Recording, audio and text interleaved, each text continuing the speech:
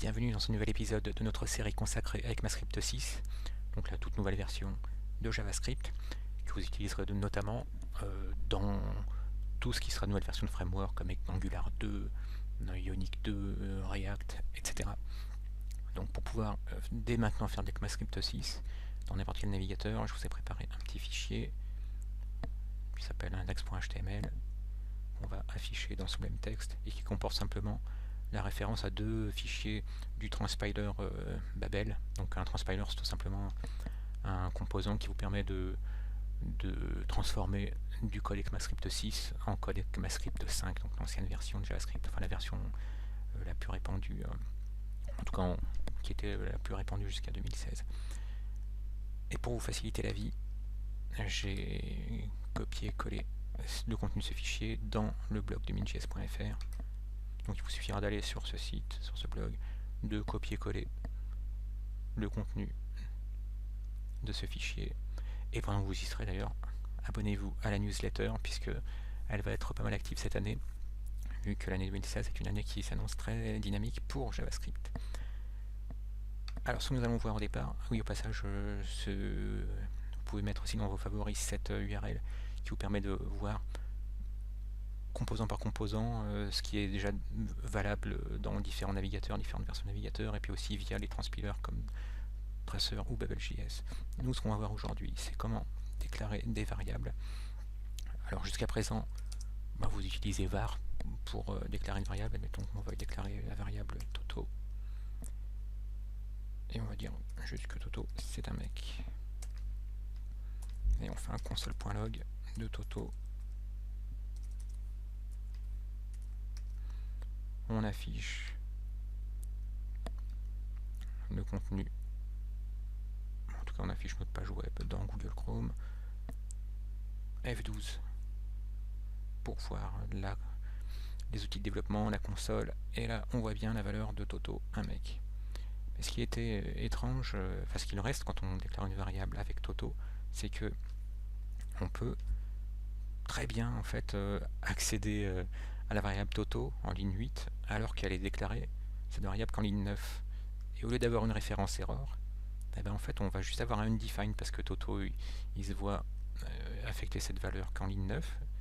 Et pourtant JavaScript considère que Toto existe déjà. Vous avez vu, on a un undefined au lieu d'avoir une référence error. Ça c'est dû au hoisting. Vous avez déjà dû voir ce terme, hoisting, dans les blogs, notamment anglo-saxons. Donc ce qui veut dire qu'en fait, le moteur JavaScript, quand il parcourt votre fichier JavaScript, toutes les variables qu'il trouve, il les met en tête, soit d'une fonction, puisque vous savez que ce sont les fonctions qui permettent de créer des scopes. Donc soit il y a d'une fonction, si vous n'avez pas déclaré de variable dans une fonction, il la mettra en tête de votre code de JavaScript. Eh bien, ce comportement-là... Ah oui, et dernier petit point également, vous remarquerez que il n'y a pas vraiment de... Donc la portée, comme je vous disais à l'instant, d'une variable en JavaScript, c'est une fonction. Donc, if, c'est pas une fonction, c'est juste c'est un opérateur qu'on va mettre à trou pour pouvoir entrer dedans. Et ce qui est piégeux par rapport à d'autres langages qui ont une syntaxe proche du C, c'est que... J'aurais pas dû effacer ma variable, c'est pas grave, je la refais rapidement. Non. Je vais la mettre dedans, var Toto.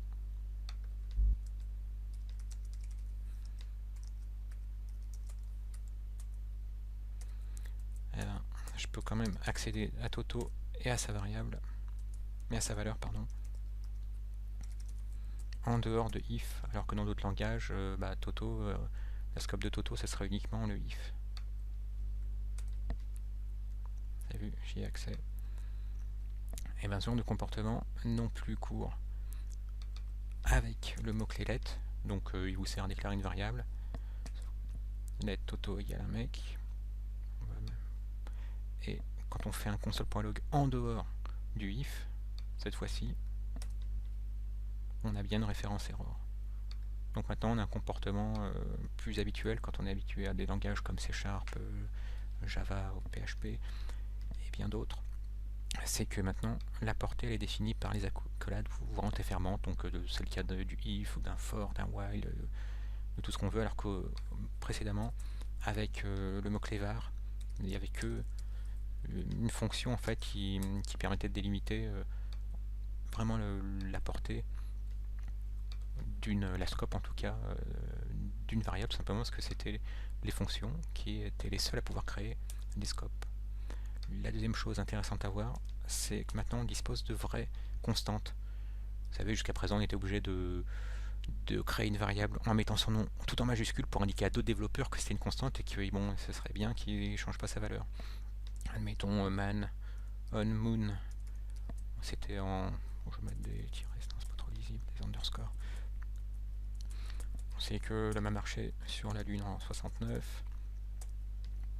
Eh ben, on indiquait aux autres développeurs de cette façon-là, ou à soi-même plus tard quand on retournait dans son code que ça c'était une constante. Mais rien ne nous empêchait de pouvoir changer la valeur par erreur ou plus tard. Sauf que maintenant, on a le mot-clé const dans ECMAScript 6 qui lui fait de votre variable, votre constante pardon plutôt, un composant qui est réellement en lecture seule. Donc une fois que vous l'avez initialisé, vous ne pouvez plus changer sa valeur. Je ne pouvais pas par exemple mettre plus tard 1968 par exemple. Là, vous aurez une erreur qui vous dira que Man on Moon est en lecture seule, read only, du fait que c'est une constante.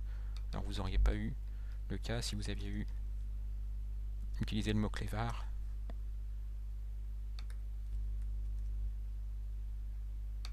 ou, et on peut même afficher sa valeur.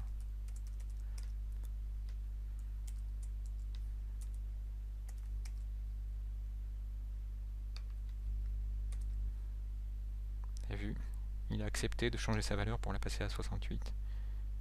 Avec let, il est aussi permissif.